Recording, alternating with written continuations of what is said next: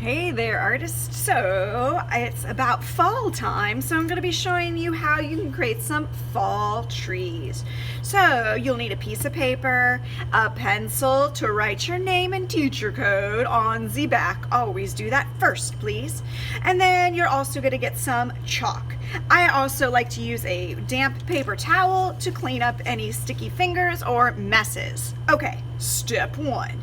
I'm going to start by drawing some trees. Now you can make a forest of however many trees you like. You can turn your paper however way you want it. I'm going to leave mine horizontally, and I'm going to start in the center with the center tree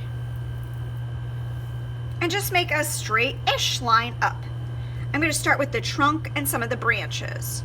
To make the branches, do you see how it kind of looks like a wonky capital Y?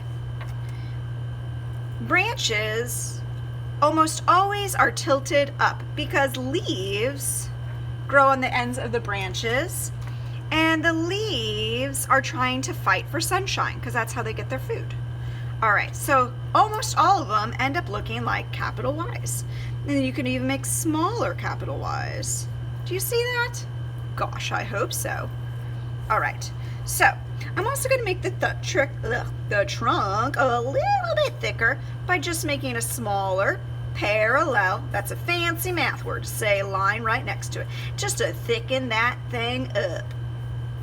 Alright, and then I can make as many trees as I want. I'm going to go a little bit faster and make a couple more capital Y's-ish things.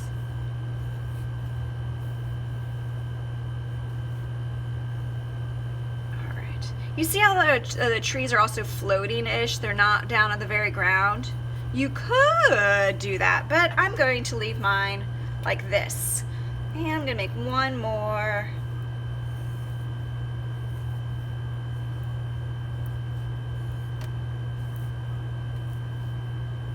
Alright, thank you for your patience. I think sometimes it's relaxing watching people make art. I hope that you're also enjoying it too and picking up some good tips. Maybe you don't want to make a fall picture. Maybe it's not even fall time when you're looking at it. Maybe you want to make them green, or maybe it's winter and you just want to leave them like this. So I'm going to set that aside, and then I'm going to use chalk. And then if you know me well, you know I'm going to go kind of fast because chalk is something that does not make me feel very good.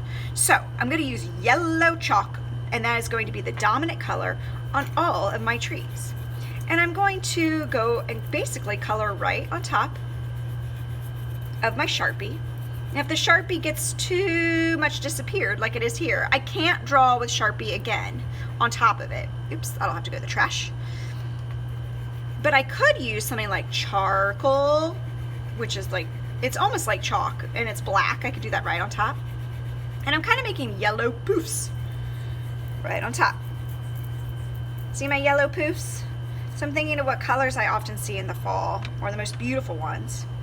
Oops, gosh, that's an oil pastel. And then I'm going to take a darker color, and I'm going to go around maybe the top and just do one section. Can you see that this yellow is a little bit darker? So I'm going to end up using lots of different colors that are similar in the same color family. When they're like that, next to each other on the color wheel, like these ones are, it's called analogous. Titch of orange. Maybe this one I won't have so much. They could look different. Maybe this one will have more here. And I'll even use a little red. Now right now it looks squiggly, so not my favorite. I'm kind of going around the other side. But I'm going to use one finger, not my whole hand. And I can blend. That's the beauty of chalk. Chalk can blend like no other material. It's the most blendy. If your fingers get too dirty, that's why I brought a towel and I could wipe it off, because you shouldn't see those chalk lines. You could always go back and make more if you want to have more contrast, meaning it goes more to yellow to red. All right.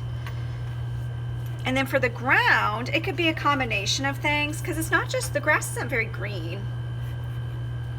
in the fall. So I'm gonna add some green, but I'm also gonna add some other stuff. Lay down a little color for your blending.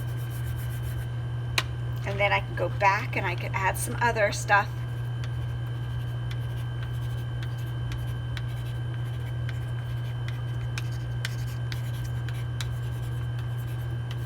Like the yellows.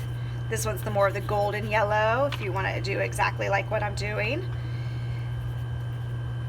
Less red,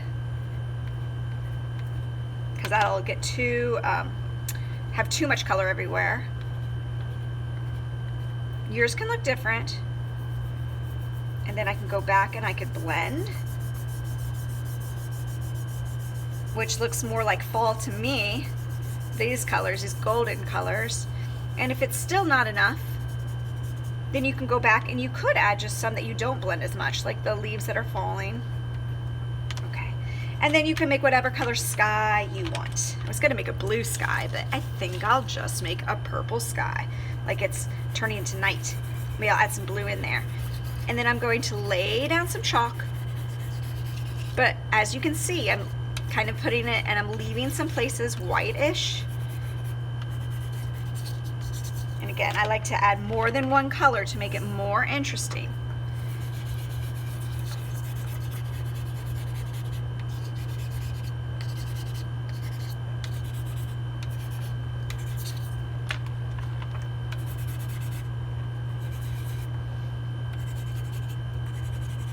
Okay. This one I am going to try to avoid the trunk a little bit. My finger was too dirty. If you need more color, go ahead and add it.